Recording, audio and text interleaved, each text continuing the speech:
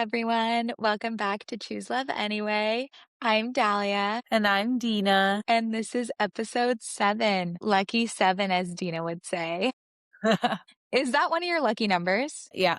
Yeah, Okay, I'm not gonna okay. list all of them because 'cause they're all in my passwords, but yeah, that's definitely one of them. Okay, so today is a special episode because this episode will come out on Dina's birthday, her 29th birthday.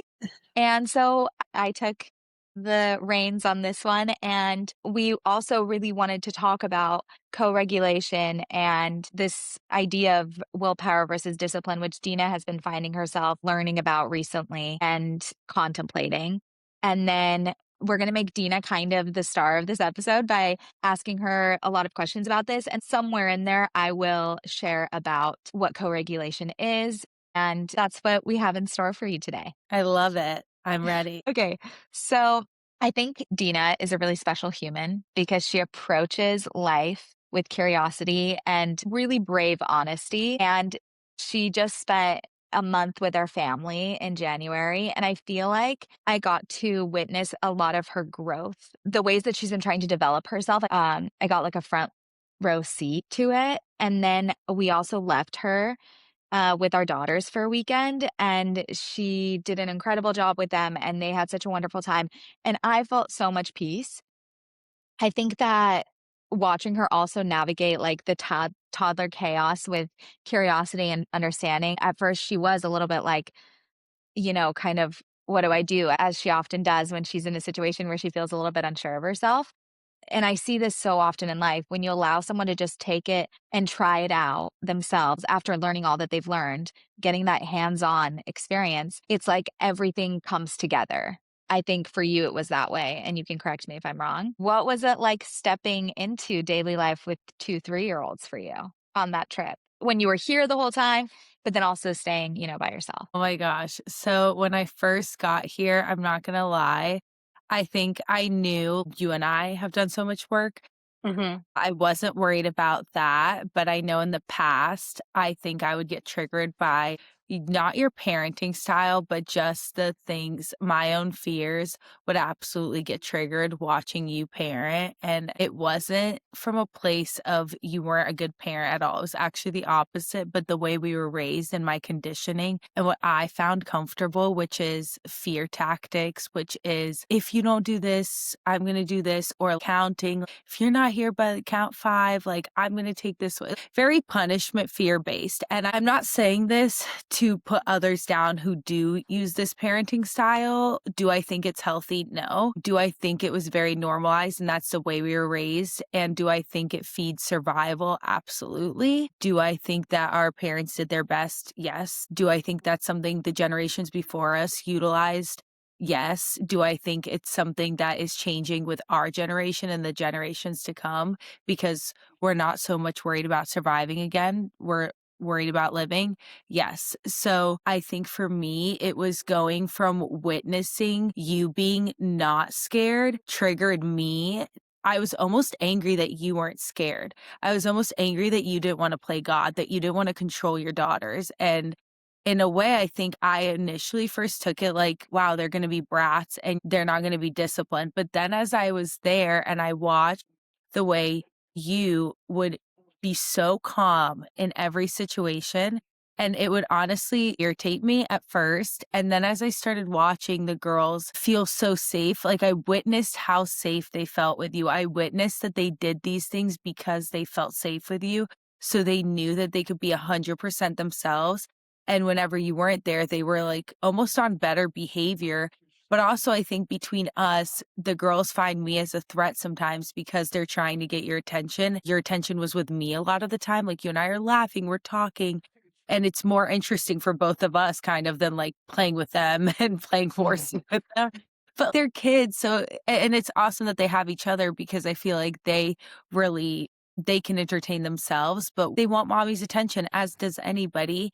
And so I think as time went on, I watched as they actually, like I witnessed how much they respect you, how much actually they help.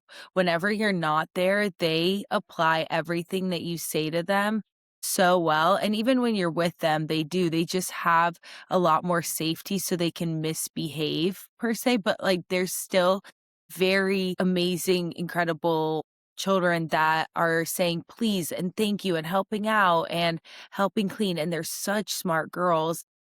But when you were gone, they were so just like anything I needed, they were helping me. I felt like they were such little teenagers that then I was like, wait, but they're not brats. So why am I scared? Like everything that Dahlia wants them to do, everything that she's asked them to do, they're doing it. So it was almost like I was seeing to believe that my previous beliefs were wrong. My life with 3-year-olds from when I got there to when I left, at first, this shock, this kind of fear-based, "Oh my gosh, I wanna control everything. I wanna use fear with them. I want to play God with them. Like, they're gonna listen to me, and I'm not like, let me tell you how to do your job." And then by the end, I was like, "No, she's the greatest mom on earth." And when I got left with them for the weekend, again, I felt like they were my best friends. I loved that they were like, "Let's go to the gym." Honestly, it was only because I would always get them ice cream. It was so fun. They were just so much fun. Then they hold hands. And the co-regulation I witnessed with them was so mind-blowing, and what I heard on Lacey Phillips' podcast or heard the TBM work as I was doing a inner child challenge while I was there, it blew my mind with co-regulation, which is why we're doing this podcast, but truly 2 girls who know co-regulation, watching them co-regulate when you're not there, and not because they know how, they don't, because you don't really learn that until you're in your 20s actually, but you don't even start to understand that you could possibly do it till you're 7. So there's no way they're actually regulating. It's really interesting everything that you're saying because I'm thinking back to the fact that yeah, you were doing that inner child work while you were here. So you had your own aha moment as you were doing that and you were like essentially reparenting yourself while you were here with that. And then I saw in real time how you just shifted and you were such a sponge like you've said in the past about yourself. I feel like at first I felt some resistance and of course I'm not fully confident about all of this. I do feel deeply called, and it comes from an intuitive place and something that Derek and I have decided to do together to approach parenting using this tool of co regulation and trying to help our children through these moments and handling it with grace, but we're not perfect at it.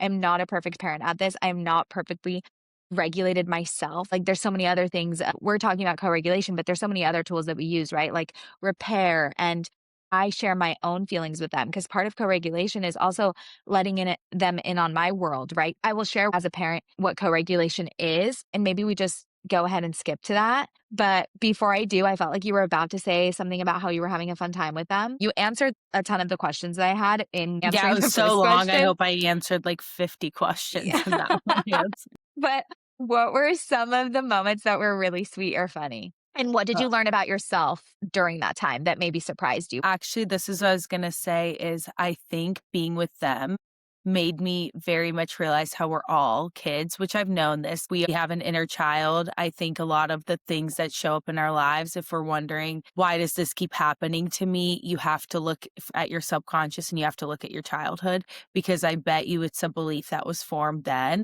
And so I think watching them and watching you allow them to be completely themselves, even when they are yelling or trying to just express how they feel, because that's really all they're doing. You holding so much space for them made me realize how little space was held for me and the reasons I was called difficult, the reasons I was called all of these things. The reason I essentially had to break down to break open at the age of 26 was because I was so suppressed of my emotions because my feelings were too much for another adult.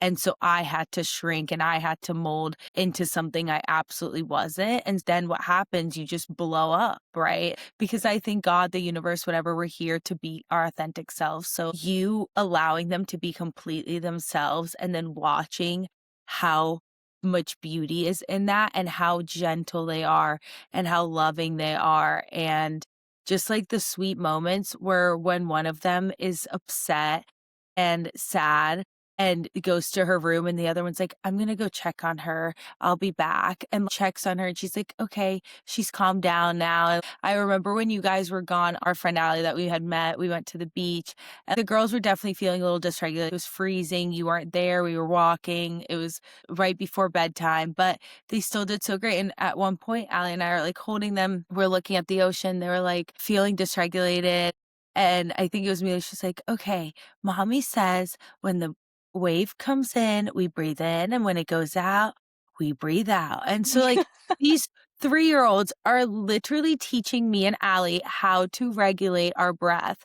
And I thought that was such a sweet moment. And if one is getting something, the other one needs to get it. They are Uh-huh. just so in sync and they love each other so much. And when we went to the gym and one of them ran outside before while I was trying to get the other one the cookie, Mm. and I was like, and I told them after that, I was like, "Guys, you cannot do that. There is one of me, like, that you cannot do that. That is scary for me, and I won't feel safe taking you to the gym."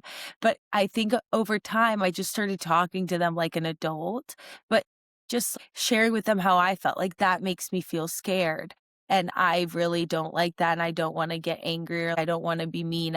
I'm just scared, so it scares me, and I have a harder time Mm. regulating. And the next day, they both waited and they were like, "Look, we didn't go outside." And I was like, "My gosh, I love you guys." And I think also the way it transformed me is I think it really taught me that I do wanna have children, that I am capable of being a good mom. I think I was always very Mm. scared of being a parent, of having kids, that I'm gonna mess them up. And then I was Mhm. just like, "No, if I can get co-regulation down, I'll be okay. God will take care of the rest, but if I can do my part." Then it also made me realize that, oh my gosh, I need to do this with every relationship in my life, and I also need to do it with myself, and if Mhm. I can master that, then I get to be my most magnetic self. Wow, I love that. Thank you so much for sharing that. That's so beautiful. And when you were talking about the thing about being difficult, it's almost like when you think back to it, I think it was probably a way that the caretakers were trying to regulate themselves without even realizing it. Because sometimes when you're telling yourself, this is hard or you're difficult, we all want to blame something for the discomfort that we're feeling. And a lot of times children are like the easiest thing to blame for our discomfort, right? But the reality is like having children is difficult. That's just the reality of it. It's not that you're difficult. Any child, no matter how wonderful they are, it's difficult to have children because it requires you to step outside of yourself and caretake something else. And it's just exhausting. It is. It's an exhausting task. Any job is hard, right? I just saw a video about this recently.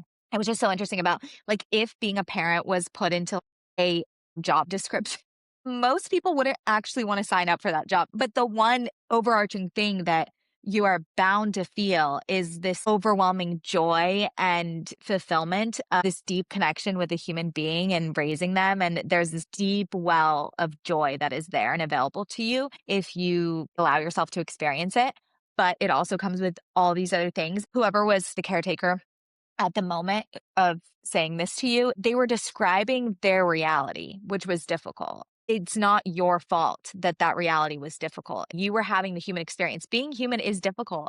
And when you're a baby and when you're a child, you are just experiencing all of it. You're so brand new. And it's hard. It's hard because a lot of us are so uncomfortable with discomfort that being a toddler, a lot of it is just being uncomfortable. Like they need to express emotion, they need to express frustration. That is how they're learning to experience the world. But for a lot of us, it's really hard to watch. So, what we want them to do is just to not cry and not whine and not have a difficult time. But that's literally what they're supposed to do, you know?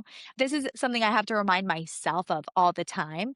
But before we move like any further along, I just want to go ahead and describe what co-regulation is, just because we've talked about it, but some people don't know what it is. And this isn't even really a parenting style. It's knowledge. It's knowing something and then changing the way you approach something from that knowledge. And that's what I love and what we love about neuroscience and psychology and learning these things about our own brains, knowledge and tools that our parents didn't have. And I think when you know that, I think it makes you feel way more empowered and feel way less overwhelmed.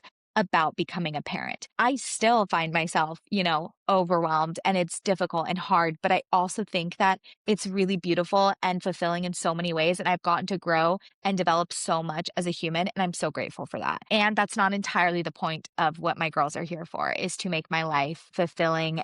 I think there's so many conversations we could talk about with parenting. And I think the reason we wanted to focus on co-regulation is because that's something that I feel like you have found really shifting you because of how you're applying it, not just to even parenting, because you're not parenting a kid right now in your life, but you're totally utilizing this and reparenting yourself with it. And like you said, utilizing in relationships. So I want to focus on that too.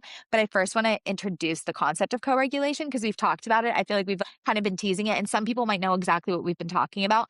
But just in case you haven't, stick around for a moment. I will share a little about it and then we'll continue on with our interview of Dina, the birthday girl. Okay, so co regulation is when a calm nervous system helps another nervous system calm down. Young children are still learning how to regulate their emotions. So when they're overwhelmed, they actually borrow the calm from the adults around them. Instead of reacting quickly or correcting behavior immediately, parents sometimes pause, stay calm, and help the child settle first because learning happens much more easily when the body feels safe. So, what's happening in the brain at this moment? So, children's brains are still developing. The part of the brain responsible for impulse control, reasoning, emotional regulation, and problem solving is called the prefrontal cortex. That part of the brain develops slowly and continues maturing into the mid 20s. That's why they say your brain isn't fully developed until you're 25. I don't know if you've ever heard that. And that's talking about, and I could be wrong about this, but your prefrontal cortex is a big part of this. So when a child becomes overwhelmed, their brain shifts into a more primitive survival system centered in the amygdala, which is responsible for fight, flight, or freeze. So essentially, when that happens, reasoning doesn't work. Lectures don't work. Consequences rarely register to them. This logical part of their brain is not even accessible to them. And so that's why a lot of times they seem a bit unhinged. It looks chaotic. It might look a bit feral. It looks like they're in survival mode, like they're fighting for their life all of a sudden, like a big threat just happened. And it doesn't make any sense to you because your prefrontal cortex is probably working. You know what I mean? So you're not in the same place as them. And so trying to help them borrow your calm by not having a big reaction to their behavior helps them so much. Having adults around you not be scared of your behavior is so comforting. It's so comforting to a child, even if they can't say to you, thank you so much for not being scared of my emotions, The brain is simply trying to restore safety in that moment. So, trying to teach a lesson in that moment is a bit like trying to explain math while someone is being chased by a bear. I found that to be such a funny comparison. Like, imagine if someone was trying to teach you something while you were actively running away from a threat. That's what is happening. I've noticed this with just even mine and Derek's parents. I can tell that the knee jerk reaction is to want to right there lecture the kid, tell them that their behavior is wrong. And I can feel the pressure around me, the older generation. I can feel them looking at me a little bit like, why aren't you responding or really reacting to this right now? And it's really hard. I'm not perfect at it. Derek and I really try hard to respond in a calm way. But sometimes, right, safety is our boundary. So safety is a big one. We have to try and keep you safe. And that doesn't mean that we're like passive and that we don't respond. We try to eliminate the threat in the situation. Let's say they're hitting each other, or let's say someone's throwing something, or someone's feeling a lot of emotions and it's becoming unsafe. We remove them from the situation. We try to do it calmly. We try to make sure that the other one's okay. We check with them if they're okay. Some resources that are really great for this, if you want to just go and do some research, there's so many creators out there that I know online are creating, different experts out there that are doing things, but just some big ones that I know for sure have videos and podcasts and resources that I know of at the top of my head that I've utilized are Dr. Becky of Good Inside. She has a podcast, she has an app, she has a book. She's amazing. She is also on social media making short videos that I think are really wonderful too. And then Big Little Feelings, they have a blog. They also have videos. There's courses that you can buy from them. They have toys that they've started to create with Fisher Price, I believe, that you can buy them from Target, Walmart, Amazon. Anyway, so just really great tools out there to help you with it because it can feel overwhelming. But I think that when you take it upon yourself to be like, I just need to be the calm right now for them, I think it makes me feel empowered of what I can do. Because a lot of times I don't know what to do because you want to fix the situation, but just being calm. And that doesn't mean that the behavior goes away. If anything, it requires a lot more patience, I think, and just being able to stick it out and continue on and the repetition of it and the consistency of it. So, what does co regulation look like in real life? I just gave some examples, but another thing you can do when a child is dysregulated is you might stay physically close to them. You might speak calmly, validate emotions, help the child breathe or slow down, wait before teaching. At this point, my girls will often tell me, I don't want to talk about it right now. I'm not ready to talk about it right now. It's not that you've missed the teaching moment. Actually, I think a lot of people think that you need to teach about it right then. But what's been empowering about co regulation is that actually giving it time is so much better. That helps me. I don't know if it helps other people, but it really helps me. Example of phrases you might say. One of my favorites right now from Dr. Becky is, you're a good kid having a hard time. Sometimes it just helps me to remind them of their goodness when they're starting to hit or when they're starting to, whatever the feeling is. I can tell they're just feeling so much in their body. Reminding them that one, it will pass. It's like a wave. Emotions are like a big wave and it'll pass. Most emotions last about 90 seconds. So if you can just ride out that wave with them and for yourself also, it's like reparenting myself constantly, then it'll pass and we can get through it. We can deal with any disappointment. We're not avoiding any feelings. It's not like I'm giving into things either. Maybe I say, yeah, we're not having a treat right now, or we're not going to have a snack right now because we're waiting till dinner. It's really hard, but I'll come sit with you here while you're sad, whatever you need to feel, and we'll get through it together. We're not bypassing things. We're not bypassing emotions. It takes a lot more effort, but it's not like we're being passive or excusing behavior or we're not holding boundaries. Actually, we're just trying to help them to handle the boundaries that we've set also, which I think is just really gracious and kind, which always resonates with me. But other phrases you could say are, I see you're really upset. I'm right here with you. Your body is having big feelings right now. Let's take a breath together. You're safe. These phrases signal safety to the nervous system. And I'm going to give you a realistic parenting moment here. Let's say a child hits or pushes because they are overwhelmed, and the parent might first focus on safety and regulation. So you could say, I'm not going to let you hit. I can see you're really upset. Then remain calm and help the child settle. Once they're calmer, the teaching moment happens. So we use gentle hands. If you're angry, you can say, I'm mad, or stomp your feet or hit a pillow, like Dina said. Walk away is also an option. This approach separates the emotion, which is allowed. We're always wanting to allow feelings. I think one of the things Dr. Becky says, like, our job as parents is to create a space for our kids to experience all emotions. And our job is to just hold space for those emotions and safely allow it to happen. So that doesn't mean we're like letting chaos ensue, but it's really important for them to actually experience emotions versus suppressing them, which is often what ends up happening if you expect more of a child from like more of this obedient, disciplined space. Sometimes I think discipline is seen as a oppression of emotion or a very well-behaved child. I'm not saying all of the time is this way, but I can speak for myself. I was a child who repressed a lot of things. I was a deep, deep feeler and I had a lot of things I was feeling, but I saw that the adults around me handled it better if I kept those things down. And I also got a lot more reward of which I wanted. I wanted to be loved, and I received a lot more positive feedback and love. And, a lot of that was affirmed when I was more well behaved and not difficult, as Dina will point out. Um, so again, this approach separates the emotion, which is allowed, and the behavior, which still has limits, which is where the boundaries are. And then with co-regulation with siblings, because for me, this is relevant. And then for us, it's relevant because we're sisters. Siblings often trigger each other because they share space, toys, and attention. Parents often help both children regulate by acknowledging both perspectives, staying neutral and calm, guiding problem solving once everyone settles. For example, I see both of you want the toy. That's frustrating. Then later, let's figure out a way to take turns. This teaches conflict resolution after regulation happens. So it's not like you're not teaching. The teaching moments just actually happen at a time when your kids can actually hear you, which is so gracious and it's so kind. So, do you have any feedback on that before I talk about why kids often melt down at home or like why you have safe spaces? Did anything come up for you? Well, first, I just want to say thank you so much for that because that is such a good way to explain it. I wanted to share how I had my aha moment, which was when I was doing the inner child work. And Lacey Phillips shared that right now, I think she has a 4-year-old, and she was saying she just has to remember that her 4-year-old literally cannot express her feelings. Like a 4-year-old cannot even practice regulating your emotions and your nervous system until you're 7 at the very earliest.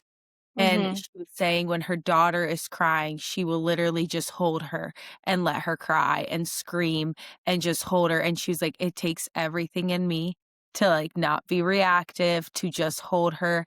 And like you were saying about how important it is for your child to have a safe parent and to know that they can show and express any and every emotion and still be safe and loved by their caregiver. I think that is something that we should all strive for in every relationship, and something my friends and I have been saying a lot lately, and something that has drastically shifted for me even in the last month. I have become such a homebody. I don't really care to go out with people, even in my B or C circle. I have lost so much interest in that because of how safe and liberated I feel with my A circle. When I say in California, you taught this for me. I think this developed a lot for both of us, and correct me if I'm wrong, Mhm. during that month in California where I feel like we became such a safe space for each other. I felt like by the end, I was telling you every thought I had in my mind, every embarrassing thought, every crazy thought, and I have taken that a little too seriously. Like, I think I've taken it a little too far here, but honestly, at the same time, though, I don't think there is taking it too far because Mhm. there is no too much, there is no too loud, there is no too emotional for the right people. And my friends and I were saying, how do we settle for anything less when you have showed me what it is to be so loved, to be so loved for the parts of you that you have the most shame about, that you're the most embarrassed about. And when Lacey Phillips said this about her child, I was like, wow, I'm here being like, Dahlia, why don't you have a better control over them? Tell them to regulate themselves. Why don't they regulate themselves better? It's like they physically cannot. So I just want everybody to kind of picture, imagine you have no words, you can't do the silent treatment, but so many of us do that. And it's a good way to regulate, but it's actually not a safe way because it makes another person feel unsafe. What I want to say is, imagine not being able to express how you feel. All you have is your physical body to express what you're feeling inside. You are going to probably be screaming. A lot of us who do endurance sports, that's us regulating. Like, we are pretty messed up in there. We've got a lot of big feelings that we're trying to regulate. When I understood that, I was like, "Oh my gosh, these girls aren't trying to be difficult. They're not being bad children. They're not being rude. They're not being anything other than literally trying to express how they feel."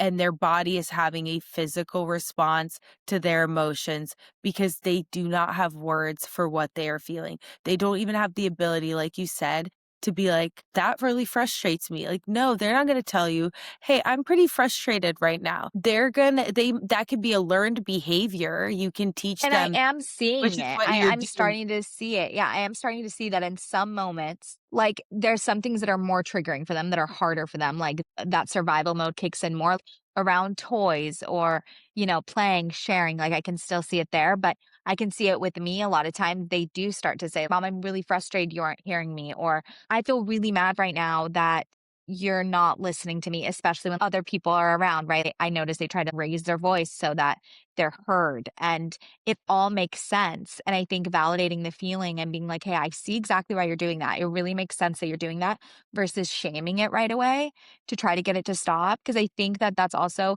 something we do to ourselves. We try to get ourselves to not feel certain things or shame ourselves for feeling something when in reality, giving that emotion space and letting yourself ride that wave is so much better in the long run, you know? And Mhm. just to add to your points, I really appreciate the points you added, and those are really, really helpful. I appreciate that comment about Lacey Phillips too. I was hoping you would say that one.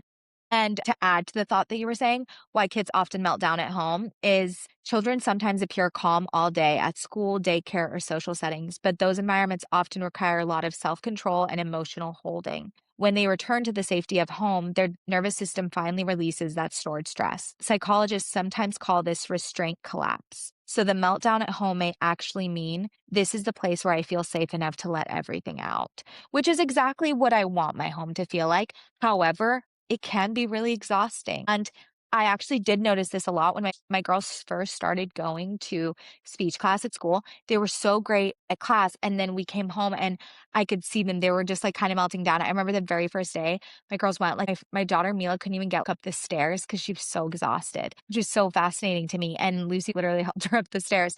But it was really sweet because it made me realize, oh, wow, that was an exhausting experience for you. Even though you loved it and you enjoyed it, it required a lot of you to like kind of be on in a way because you're having to figure out what are the rules and expectations here. And this is different than my house. And, you know, their teacher is amazing and they love going to school and they don't seem that way anymore because they've gotten used to it. But it's just interesting that that happens. And that happens to us. Think about the social situations that we get tired after, even work or things like that, because can't just like fully express ourselves. And, you know, in some ways that's appropriate, right? There's a reason why we like to be in the safety of our own home and things like that. But anyway, No, I just I find it so interesting. Yeah. I completely agree. I love what you said about how it is so exhausting to have to read the room, to understand what the rules are. How much can I say? How little can I say?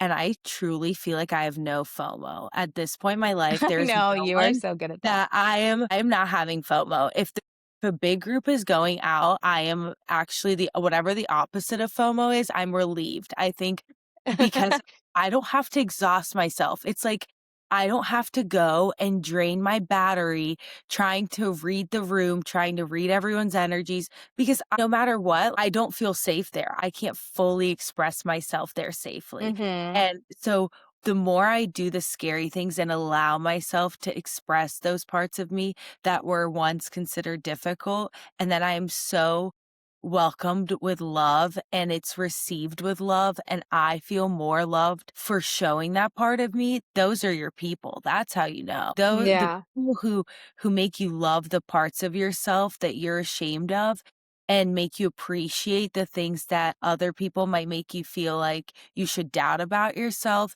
the right people make you recognize the gift that it is in you. And why wouldn't Mm. you surround yourself more with those people? I feel like it makes me such a better person, such a better citizen, such a better sister, daughter, hopefully one day mother, hopefully one day wife. You know, I want people who help me nurture those parts of me. And I feel like that's what you do for me, Lucy. That's what you do for me. Like the way you accepted me. And I feel like when you loved me and I showed you myself, I was like, wait, could I maybe not be difficult? Could I maybe not be that bad? Could I actually maybe be lovable in my complete authentic self?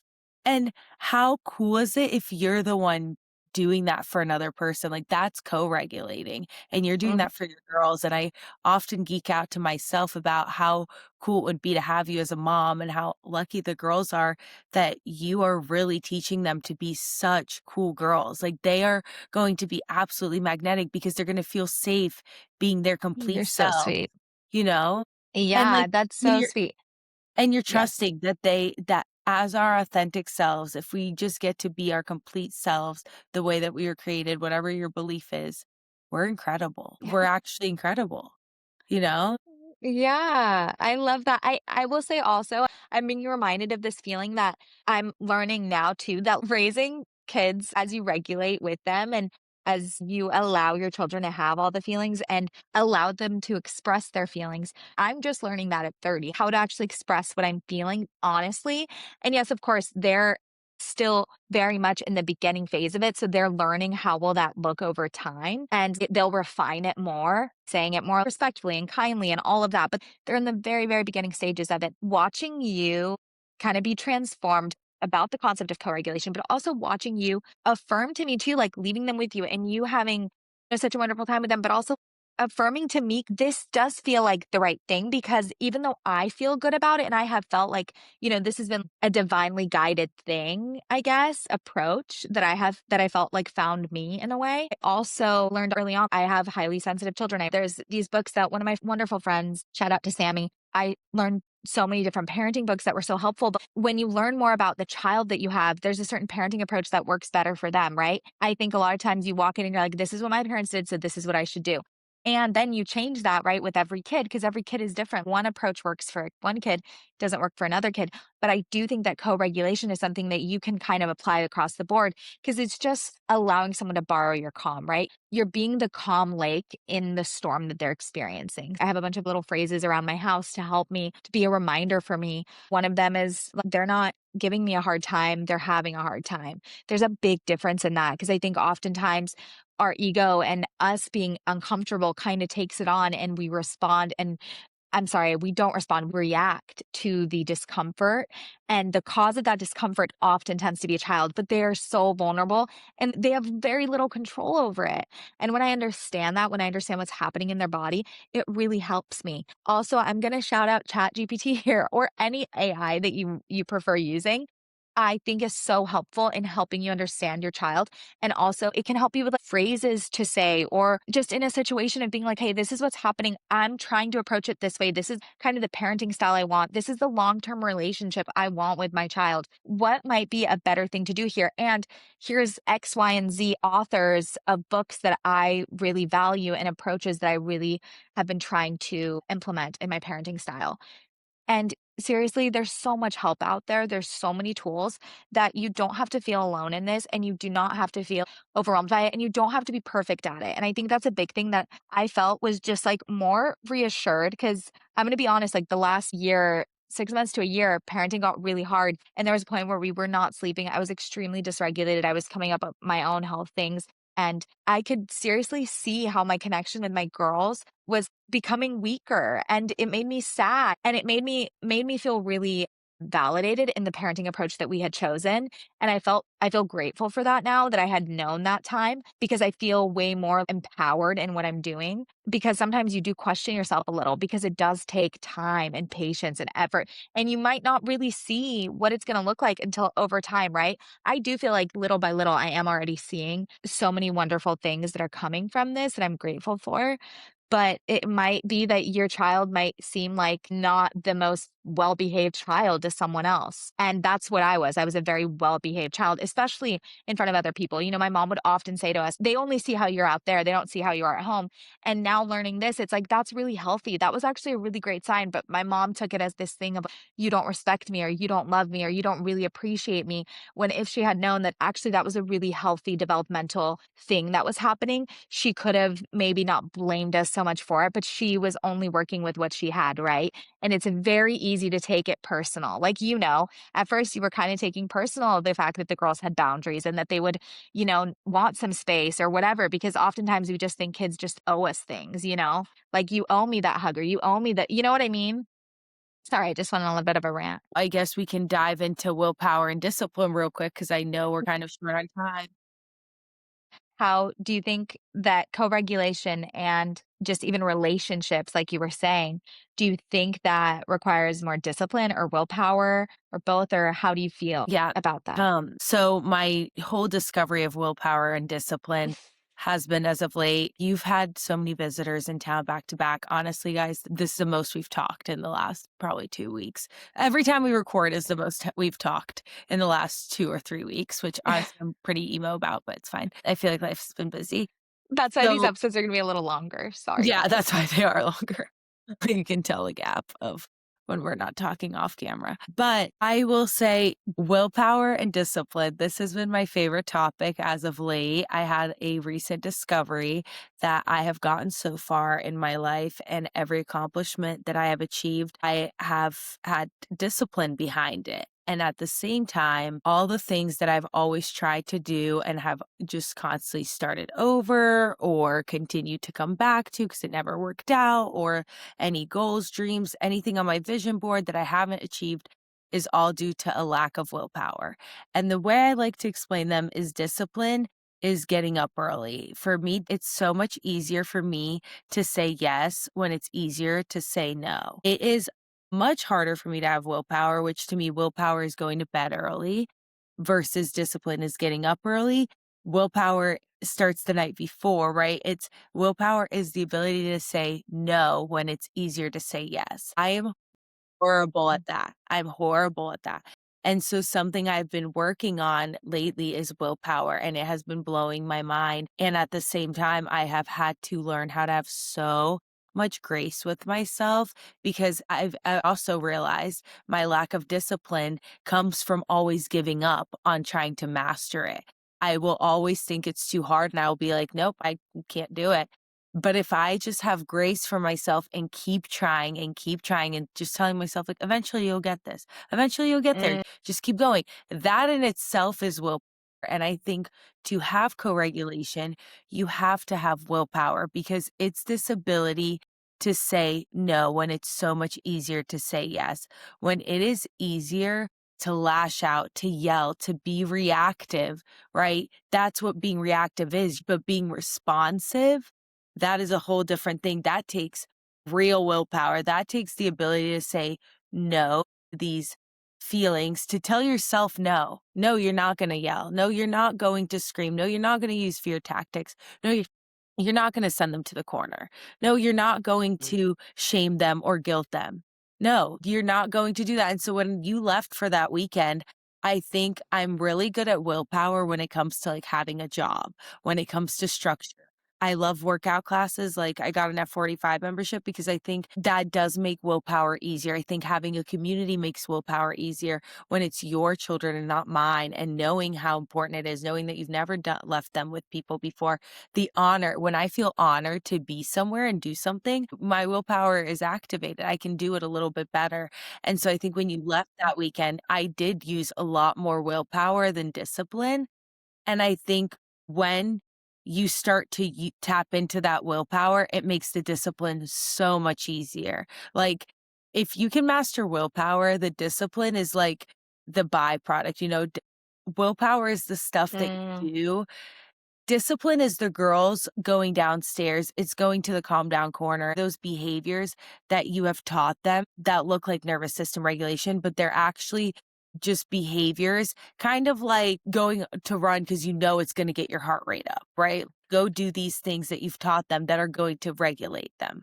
Whereas willpower is what I think when your frontal lobe develops, you start to be able to have more of it. You start to be able to understand it more. And even now at 29, I'm just learning this. Wow, oh my gosh, this is the difference between willpower and discipline because I've always been like, "Oh, I'm such a go getter. I'm doing this. Like, why am I still feeling stuck in these areas?" And it's like, oh, that's lack of willpower. That usually willpower is in the little moments. It's the little moments that compound.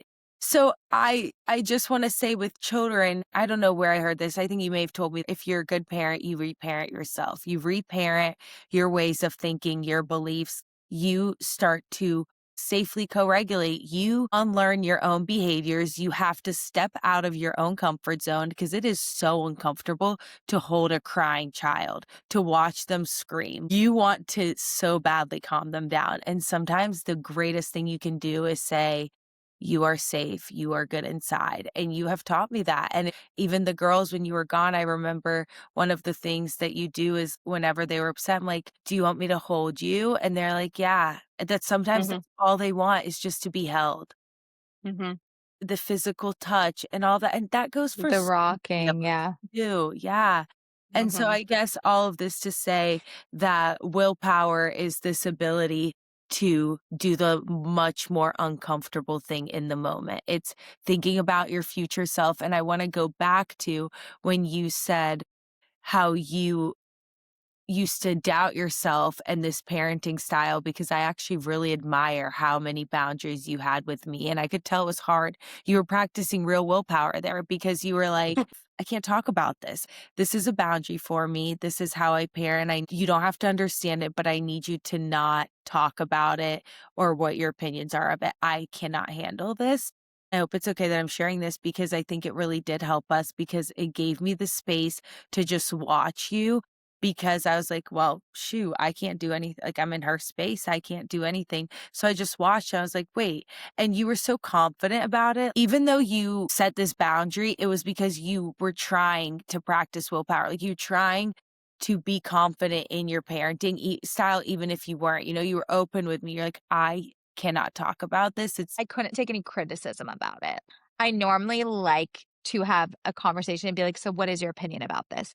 But around some things, especially from you because you're my sister and because I value what you think, I couldn't. Yeah. So, and you were so wonderful in being like respectful about that. But it took me a second to realize that because it felt so terrible when you did give me feedback. And I was like, "Oh man, I'm really vulnerable here." And actually, I think I'm not ready to do that.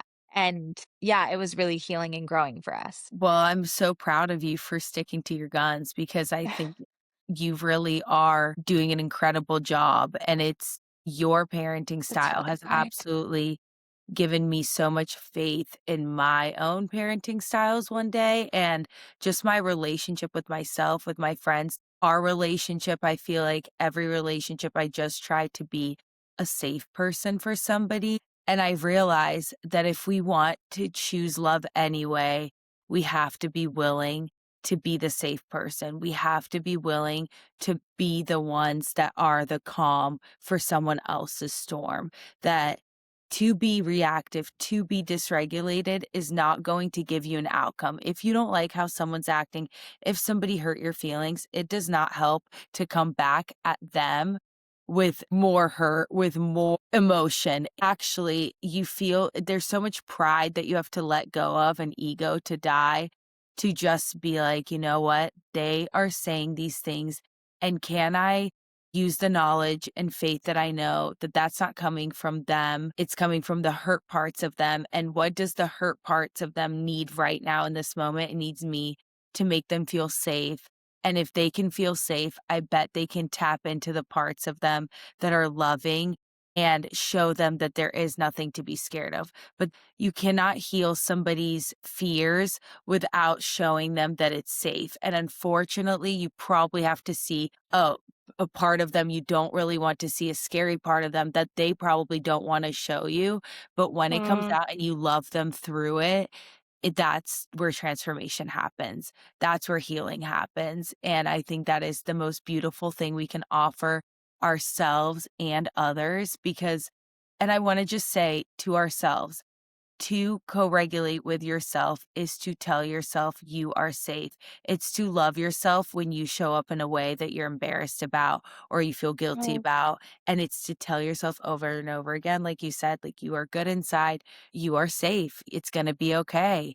And creating safety, whatever that looks like, those habits, those hobbies, whatever it may be, rituals that help you regulate and to feel safe and to remind your body that it's safe. And yeah, I just really admire that you stuck to your beliefs, to your parenting style, because again, I think it's a great example of faith too, that you knew that feeling. And again, I also, sorry not to keep going back to willpower, but I think you seeing, and I think for a lot of us, seeing what we don't like, what we don't want is what helps us to have willpower. When we have done the things that we aren't proud of. Like you said, when you Mm. had that time where you felt really disconnected from the girls and when you were more Yeah. authoritarian, when you were more reactive and how that felt like it impacted your relationship with them and your connection with them. I Mhm. feel like that is a perfect example when you are less loving, when you are less safe. When you think about the people that you feel like you have to walk on eggshells in front around, like that just Yeah. feels so draining and uncomfortable and you're not excited to be around those people. So why wouldn't you, like, wanna be that person for yourself? And I feel like you really did a beautiful, beautiful job of doing that. And again, you had to have real faith that what you were doing worked. And I think having the experience of what you didn't want really made it a lot easier to have willpower and say no to that outside noise. Yeah, that's such an interesting point because I think that that's what it is. I really try to say, this is what we're trying to do. I think that you should do what you feel is best. I think as a parent, you know what's best for your children. I always want to offer grace in that I do not know the most or anything like that. I don't think that I'm a perfect mother or that I have perfect children. I actually don't want perfect children. I would like them to not be perfect. I would like them to be so okay with their own limitations and embrace their gifts and be comfortable with who they are versus trying to be a version of themselves that isn't even real. But that means that it is hard sometimes for the perfectionist in me who did try to strive to be that perfect child, person for the other people around me to feel good about themselves or that I was pleasing to them. And I think it's interesting when you start to realize that you're raising children that aren't going to be pleasing to people all the time. It's like, oh, wait a second. I don't even think I realized that's what I was doing. So it's kind of something to swallow for yourself, right?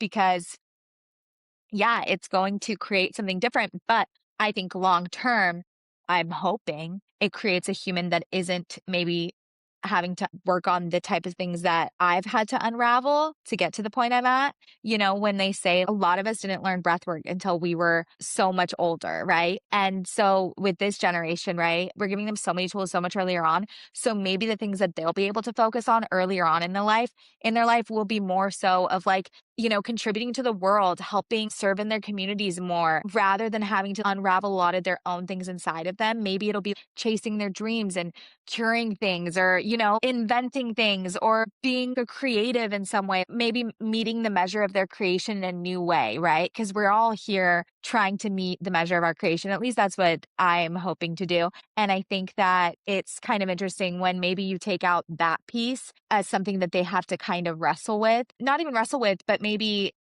not have to unlearn so much about versus letting them kind of have more self-trust and self-expression earlier on. What will they get to create in the world? Who will they become? I don't know, but I'm excited to see. I'm so excited to see it too. And I Yeah. honestly, I think you and I talked about this. There's no way to guarantee what your child will be like, but you No. can at least be proud of the parent that you were, you know? Mm. So Yeah, I, like you can feel good about the decisions that you made because yeah, that's something you'll live for the rest of your life with. because Yeah, I think totally. if you were the authority parent and, tried to use the fear tactics, I think no matter what happened, how they turned out, you wouldn't be proud of how you showed up in that relationship. Totally, if I wasn't being authentic to myself, Mhm. totally.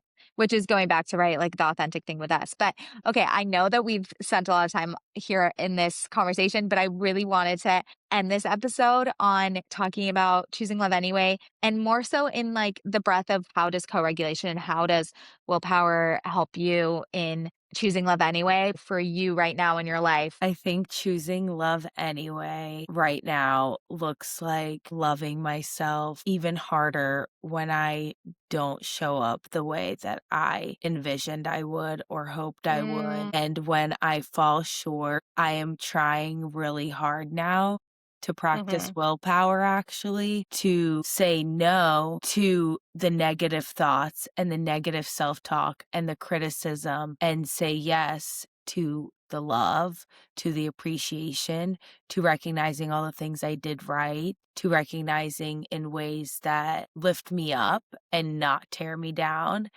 And I mm, think that has allowed me to show up and do that for the other people in my life and around me, and even the people that would irritate me more, irritate me less now. And I'm seeing more love for them. I have more love for them. I have more patience for them. I have more mhm. excitement for them. So I think that's what choosing love anyway looks like in my life right now.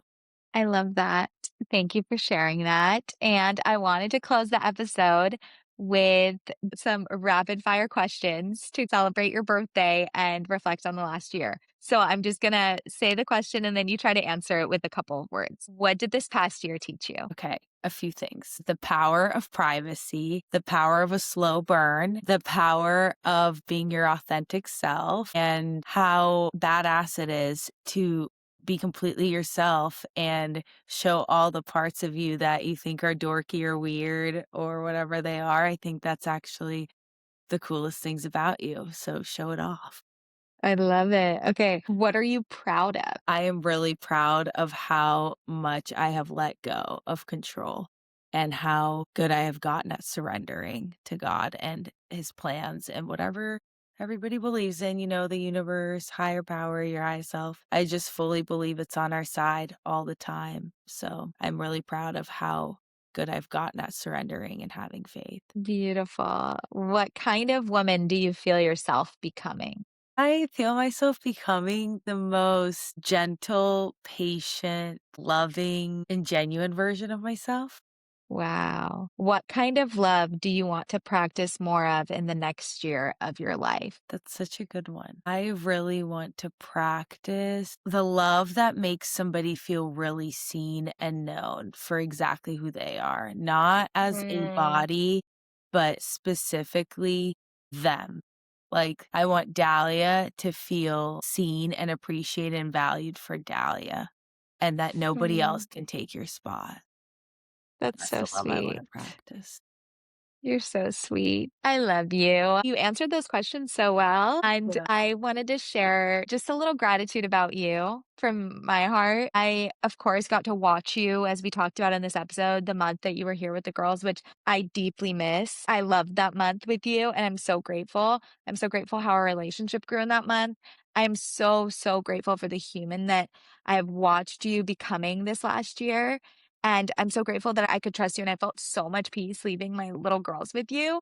I think watching you has brought so much hope to me, and watching our relationship blossom more and heal so much has made me feel so hopeful for Lucy and Mila too in the future, and like wanting to give them more siblings of like, it's just such a beautiful relationship and connection when you allow each other to just be who you are and be individuals versus trying to convince each other to be someone else, and I feel like you've been doing that in such a beautiful way. I so proud of the person you're becoming. You don't need me to be proud of you. I'm so proud that you are proud of yourself, and you've been through so many things that, like you said in our previous episode, you could have let yourself harden and you could have stopped believing in love. And I'm so grateful that we started Choose Love anyway this year. Oh, I'm I so happy we did so this. happy for that, and, I'm just proud of you, and I love you, and you mean the world to me, and you're so gorgeous. I mean, you're stunning, but you're also equally, if not more stunning inside, which is just crazy. I Oh, love you thank so you, much, seriously, and and I'm having you as my older sister is God's greatest gift, really, truly. I Mm. think all my siblings are my greatest gifts, but I really know that you and I definitely made a deal up there before we came to this earth. We were like, "Girl, I need you. I knew I needed you." I was like, "You go first. I'm gonna go second, and you're gonna Like, take care of me." I No, love you but so really much. the way you live your life is the roadmap that I needed for my life, and not in a way that I'm becoming you, but becoming my own Mhm. version of the things that you apply to your life, which is exactly, again, why this podcast exists. So that everybody can hopefully take something of this and make it their own. And that's my hope for everybody. And I just thank you so much, Dahlia, for this episode. Thank you for your amazing, loving words. I think that heals me every time too. Just you say things, and I think of course, it's happening when I don't need to hear it, but it feels so tender and just so good for my soul, and I'm so grateful that you left me with the girls, and I love them so much. I miss Um, all of you. It was the best month. It was the best way to start 2026. That's how I knew it was gonna be a great year because we started out strong. We did, we did. Well, I am hoping that the rest of this year and this new year, 29 treats you well, or I think you're starting your 30s now. Yeah, it's the very Is that what it actually is? But we can just pretend I it's know. not. I'm just kidding. I Whatever know, you can need. I Maybe ask you're you a not. question actually really Yes, quick? yes. 2 questions. 1, what do you think is the way I've grown the most in the last year? And then 2, what is your greatest wish for me this next year? I think one of the biggest ways that you've grown this year is in your patience and curiosity. I feel like you've embraced your gift of curiosity even more, that I feel like you've, like, turned a new level of it that has been so inspiring, and it's been so fun to, like, have conversations with you, because I feel like we both kind of invite that in each other more, and so then staying open and curious about things is so helpful and fun. It's been so fun. So I feel like that has been something I've really noticed in you this last year. And then, grace for others and yourself, of course. I think that you're wanting to grow even more in that, but I think that I have seen that shift even, like, in the last few months. And then what is my greatest wish for you this year? I have lots of wishes for you, but I guess the greatest wish is that you are just happy with yourself and who you are, and that you continue creating the life that you are so, like, fulfilled in, and not feeling like you're lacking, like really finding that space of where you feel content with yourself and your own company. Thank you so much. I love Yeah. that. I think also just like everything we've talked about in this episode, I definitely think allowing myself to be my full self is allowing me to really embrace the gifts that other people see in me, and I've definitely embraced curiosity. That's been one of the biggest things that all across the board people are like, "Wow, you're very curious." Everybody has said that. I was so and I'm like, "Oh, okay. I think that there's some we're there's something here," you know? So, Yes, absolutely, yes. I love Well, you so, happy so much. birthday. I'm gonna say happy birthday right now because it'll be your birthday when Thank this is released. you. Happy birthday. I hope you're having the most gorgeous day today. Everyone, please take a moment if you made it to the end of this episode and comment or send her a DM or just go shower her with love or text her or call her, and send her your wishes, or send her, like, maybe what choosing love anyway means to you, because I think that would really inspire her, and she loves to hear that. So, maybe Yeah, as her little birthday wish, I think that would be a really sweet thing to do. that's cute. I love that. Yes, I would love Yeah. that very much. We Alright, love you all. guys. We're so grateful for that you stayed for this episode. I'm sorry it's long, but we had to. It's our girl. It's our Dina. It's our Yeah, Dina and girl's birthday. co-regulation is literally going to change your life. Look it up, study it, learn it, do it. It will changing. It's life-changing. We are here to bear testimony of that. Yeah. We love you Okay, so much. We'll see you guys next week. Bye. bye.